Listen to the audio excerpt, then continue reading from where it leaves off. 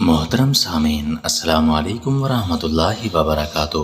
آج کا ہمارا ٹاپک ذہین بننے کے کچھ مختلف طریقے ہیں۔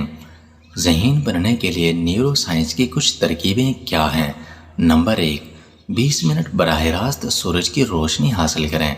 یہ آپ کے دماغ کو پرسکون رکھ کر آپ کو موڈ کے بدلاؤ اور پریشانی سے بہت زیادہ بچا سکتا ہے۔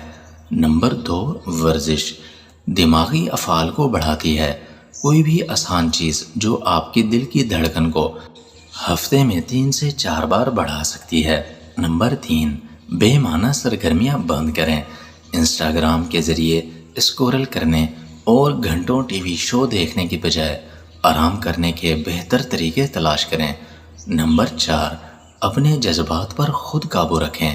انہیں زبردستی باہر نہ نکالیں، اس کے بجائے اس بات سے زیادہ آگاہ رہیں کہ کون سی صورتحال کا رد عمل اور کیوں ہوتا ہے۔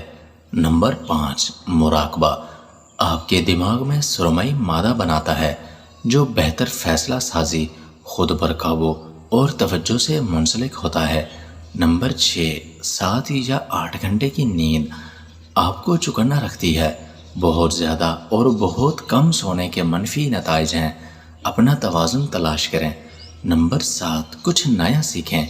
کسی زبان سے لے کر کتاب پڑھنے تک کوئی بھی چیز دماغ کو تیز تر بنانے کے لیے دوبارہ متحرک کرے گی۔ تو ناظرین، اگر آپ میرے چینل پر نئے ہیں تو میرے چینل کو لائک اور سبسکرائب کر دیں۔ شکریہ۔